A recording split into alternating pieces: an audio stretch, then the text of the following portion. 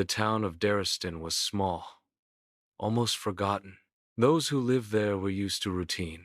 Gray houses, a gas station, a couple of bars, and a school where children walked with equally blank faces. In the fall, fog always came, thick and cloying, smelling of decay and wet leaves. It settled on the streets, making them soundless, as if someone had draped a blanket over the town. On one of those foggy days, 12-year-old Jason Sloan went for a walk along the old railway track.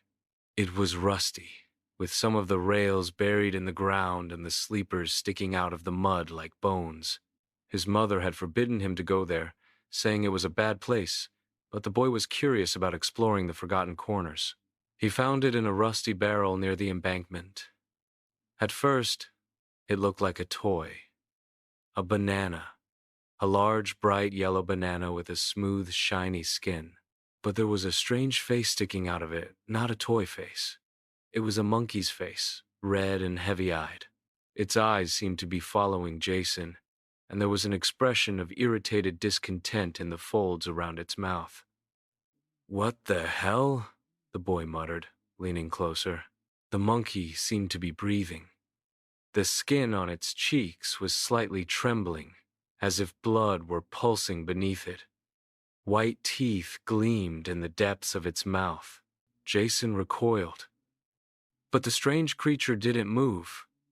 It sat in the open yellow peel of a banana, as if in a chair, and looked straight at the boy. In the evening, Jason brought the creature home. His mother, a tired woman with permanent bags under her eyes who worked the night shift at the hospital, didn't notice the strangeness at first. When Jason showed her the toy, she simply said, "Don't bring dirt into the house." She didn't look at the creature closely, and Jason decided it was better not to tell her. He already had a strange feeling inside him, a mixture of fear and excitement. At night, he was awakened by a rustling. The room was dark, but the moonlight from the window illuminated the shape of a banana peel on the table. Jason froze. The creature turned its head. It moved with a dry, crunching sound, like a puppet. Its eyes glowed with the red reflection of the moon. "Jason," a hoarse voice said. The boy choked on his breath. He didn't know what scared him more, the fact that the toy had come to life, or the fact that it knew his name. Jason didn't sleep until morning.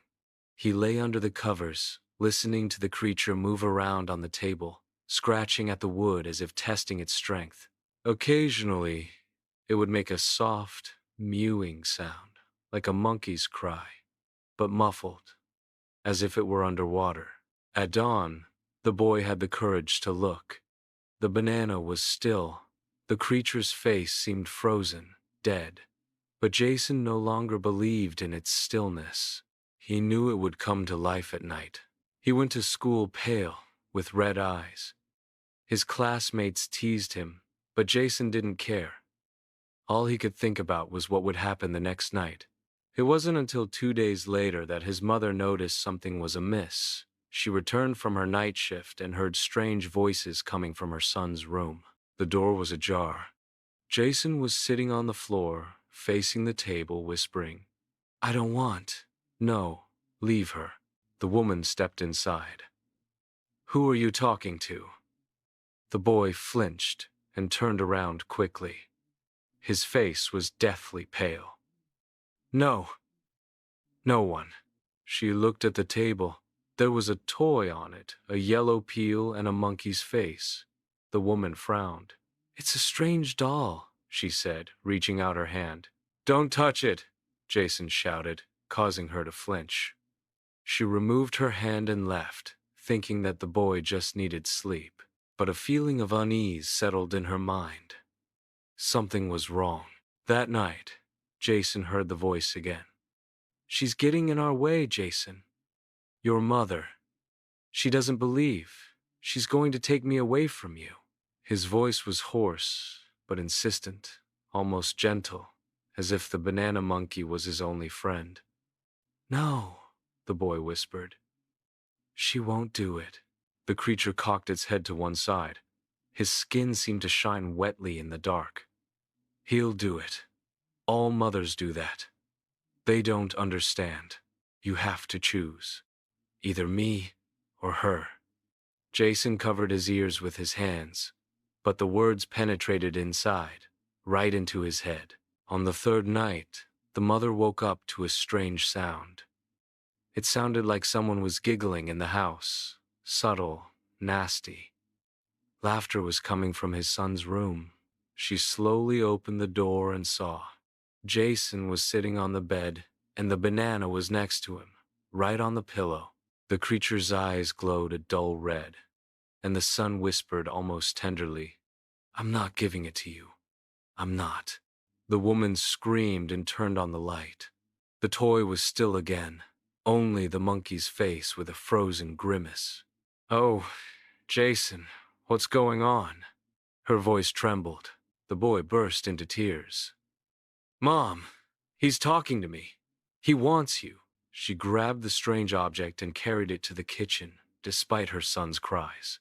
The lid of the trash can slammed shut, and the banana disappeared into the darkness of the bag.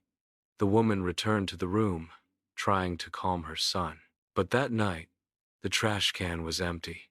On the fourth day, things got worse. Jason sat by the window, not saying a word. Whenever his mother approached him, he would start crying.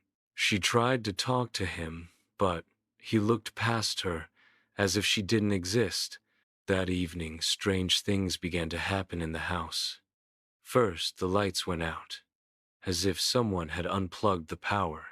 Then, there was a sound coming from the kitchen, as if something was moving around in a cabinet.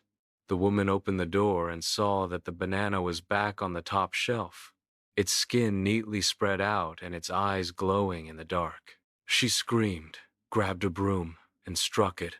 The creature fell to the floor with a dull thud, but it didn't even lose its shape.